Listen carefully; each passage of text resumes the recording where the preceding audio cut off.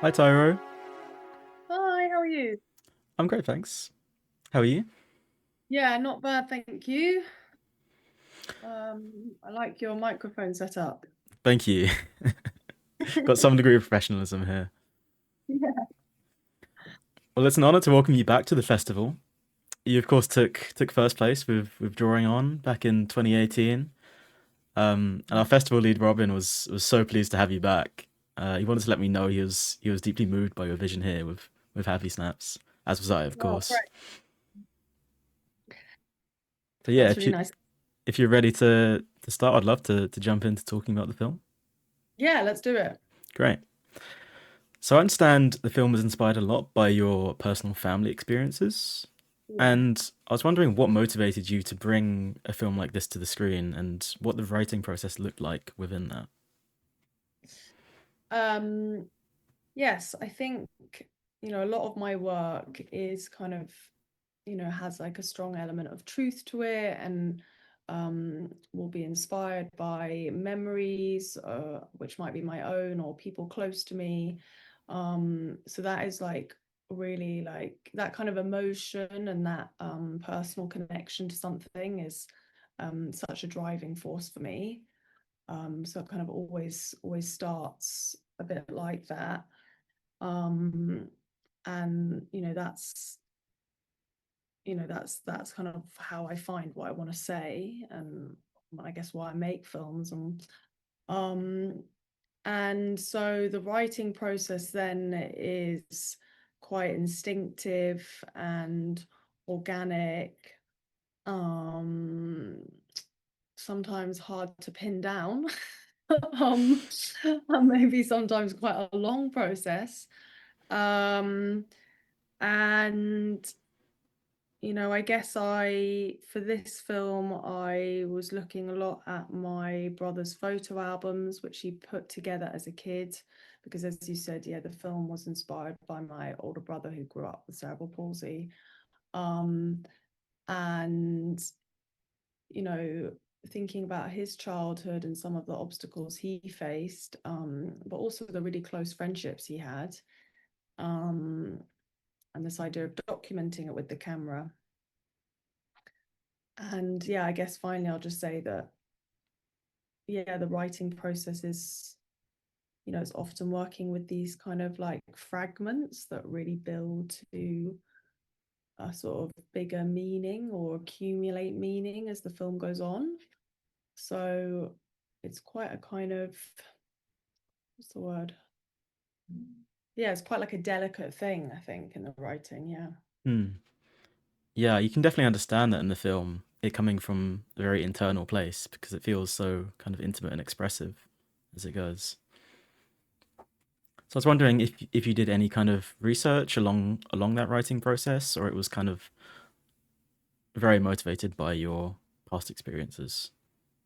Yeah, I did do research in speaking to other people who have cerebral palsy. Um, One person, especially a family friend, who was really informative, and like I showed him drafts of the script to check that it was resonating with him. Um, and then I guess sort of the location of Sheppey really informed the writing experience, and so there was you know research there. Uh, I also then did actually work with a script editor who was, just helpful for me to like, I guess, just sort of like work with someone and give me a little bit of a, I think a lot of filmmakers will empathize with this, like a little bit of a like deadlines and like a bit of a dialogue. Otherwise, I was sort of getting a bit like lost in my head.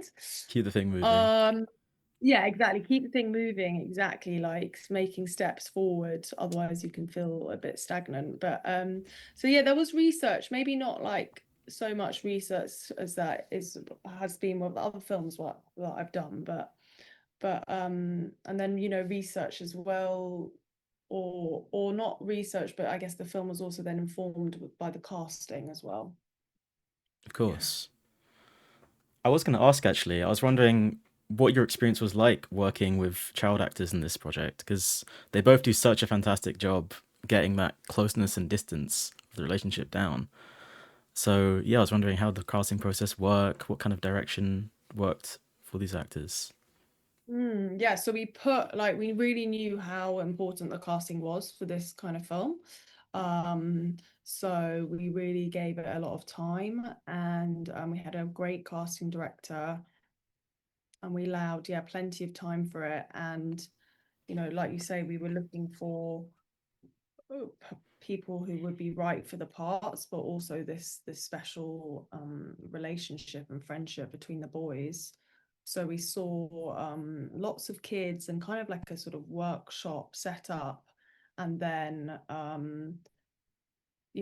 they would play with we put them in pairs, and there was a lot of seeing who worked well together, and then Addie and Oshin who we cast, they just had such chemistry together. And it was amazing to work with them both. It was a real joy. Like I've worked with young people a fair bit before, and it's always just such a joy for me. um it's a challenge with the shorter hours that you get working with young people, but yeah, overall it's just something I really love doing. Right. Yeah, you can definitely feel the synergy there. I like that you put them in pairs in the casting process. So I love the way you position disability within the film because it's not so much a defining characteristic of personality, but you're still embracing the kind of real experiences around that. So I was wondering if Mm. that was an important element for you to highlight in the writing process. Yeah, definitely. You know, wanted it to, I wanted to show Gabriel as really as a kind of a whole character who, he has a disability, but he's not defined by that. He's also just a kid, doing kiddie things. Um, so yeah, that's something that was, yeah, always important to me from the get-go. Um, I guess kind of like there was no other way I was going to do it, just because also that's my experience of having a brother with this disability. So um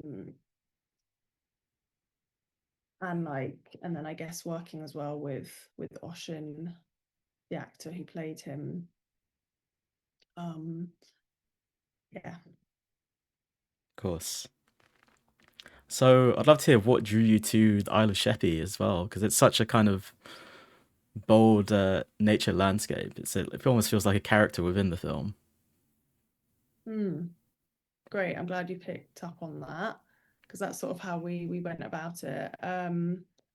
So I'd gone on a few trips to Sheppey, um, around about the time I was writing it, and I just thought, it'd be a great place to set this film. I had made a lot of films in London, um, which is where I'm based and from, and had thought about setting this film, you know, on, well, an island in Scotland where I'd gone to a lot as a kid, but that just in the end wasn't actually practical, so far away. So I guess like those kind of coastal islands were in my mind, and I like the idea of it being an island and like a smaller community, and therefore a friend leaving would really feel like a kind of a greater loss to a group of kids. Um, and I guess Sheppey just felt like this really beautiful but sort of often kind of overlooked place, um, that would be great to bring to the screen. And then it was great, when we were doing the recce's, like working with locals on Sheppey to find the right locations, and everyone was just so welcoming. Um, it was really great. Yeah, I definitely agree that that like small town British feeling of it really enhanced that emotional pull. Mm. So So the sound of the film is so ripe with these feelings of nostalgia and memory, and I'd love to hear how that sound evolved in the filmmaking process to reach these really kind of these powerful synths and these nature soundscapes that we see. Um, yeah, with all the exterior locations, I guess sound was always just going to be a real, a big part of this film, and I always think about sound a lot. Um, and was, yeah, really excited by that aspect of this film. And we had, we did a fair amount of that in the edit, and then we worked with Guldem, who's a great sound designer, and then Anthony, the composer. We went through a few iterations of the music actually. Um, like we kind of pushed for we sort of like really changed the music quite drastically actually to go for that more kind of synthy thing, which for me just, I think before we had something that we just didn't have like the magic that maybe the synth has for me, or that sort of like childlike kind of wonder, or um uh what's the word I'm looking for, sort of like element of surprise. And that just was, we were able to weave that in with the real sounds, and then also, like those heightened sounds that evoke memory as well, like not going for something that was just super realistic, or something that we associate always with social realism. I think that was also really on my mind. Yeah, I love that you brought up that element of surprise because I definitely felt that. It's this kind of it creates this really special tone when you have these bold synths coming in, coming kind of out of nowhere, but it's yeah, it really embraces that childlike optimism in a Great. refreshing way. Yeah, I'm glad you got that. absolutely. So I'm curious, you may have mentioned it already with when you were finding the location, but what was a big unexpected challenge for this film? um so I think a big challenge was the weather. A big challenge was the weather. And I think really envisioned this as a summer film. It's mostly outside, like I said. And then we shot in May. And I kind of thought, well, I just guess we thought, it can be, we've had an amazing summer this year, classic. We shot it last summer, which is not such a good summer. And like not a good May. And, on the rehearsal day before on Sheppey, it was just raining loads. And I was really like, oh my gosh, what are we going to do? We were talking about like, could they be in raincoats, or like we were really, it was quite a stressful element. But just by some miracle on the days, there was always some sun, and like we were just really like paid a lot of attention to the weather, and like there were certain bits where I was like, okay, we need to have sun at this moment because we're trying to get reflections, and we just really put the schedule around that. But I think now I'm like, wow, that was a big, I don't know if I'd do that to myself again for a short film. What, no, you could have 3 days of rain. You Yeah, could. So yeah, it makes me a bit stressed even now. That was a big challenge. I think, having a lot of locations is always a big challenge, but I knew that, I was sort of like, I knew what I was getting myself into with those. Um, yeah. it's quite fitting that it's such a British element as the weather that that ends up affecting things. Yeah. So to step back from the film for a moment, could you tell us a bit about your own journey towards filmmaking and perhaps any challenges you may have faced within that? So I guess I started off in film production in more advertising, and then I moved into development and sort of production on features, working with a producer, having done a lot of internships and moved around. I sort of really like landed myself that gig. And that was an amazing experience. I worked with a few producers and learned a lot, and worked on some small films and then also some big films. Um, and then was always like making my shorts on the side. And then a few years ago, did my master's in directing. And then since then, it's been like, um, you know, I do other sort of like, I just wasn't, you know, having a day job in film meant I didn't really have enough time to focus on my own work. And so now I do, um, you know, like lots of odd jobs to serve the main beast, which is my filmmaking. And it's still kind of, it's definitely a juggle, you know, I'll be honest about that. Um, there's, yeah, financial struggles for sure, I think, at this stage, but we crack on. It's always, you know, it's a joy. I'm so happy that I'm just able to give attention to my work in some shape or form every day, you know. Of course. Oh, great answer. So, following that, how do you feel the coverage and opportunity for women as film has changed in the past few years? um I yeah, I feel that, you know, like when I'm looking at films at festivals, or where I'm looking at films that are at the cinema, like I'm thinking about women directors, you know, or filmmakers. There's more of that, and you know, I see more, and that's really exciting. I guess maybe when I was starting out, yeah, maybe I had to work a bit harder to find those names. So it was great to see, you know, the statistic there is more, hopefully more of a balance. I do think though that there's still, and again, I'll speak specifically of like filmmakers and directors, there's still this idea of a director having to be maybe a certain type of character, which maybe is like a hang up of like often having men directors and there being like a, or stereotypically like a macho approach, or um sorry, without like generalizing too much or being but that's something that I still think is like an underlying issue in the industry maybe. Yeah, I could definitely see that. Yeah, which I hope will kind of change, that like there's just sort of different, you know, that we just need to slightly shake up how we think a director behaves, or how like they might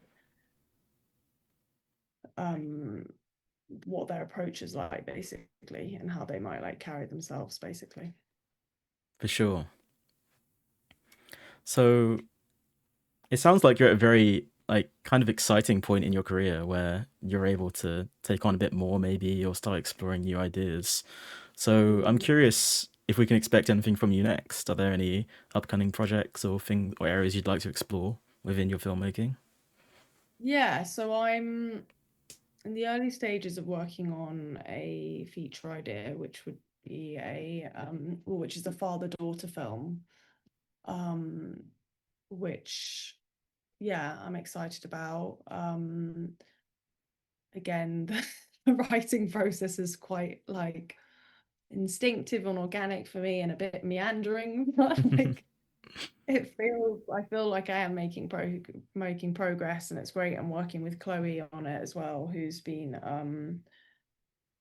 produced a lot of my shorts. And so that really is my main focus.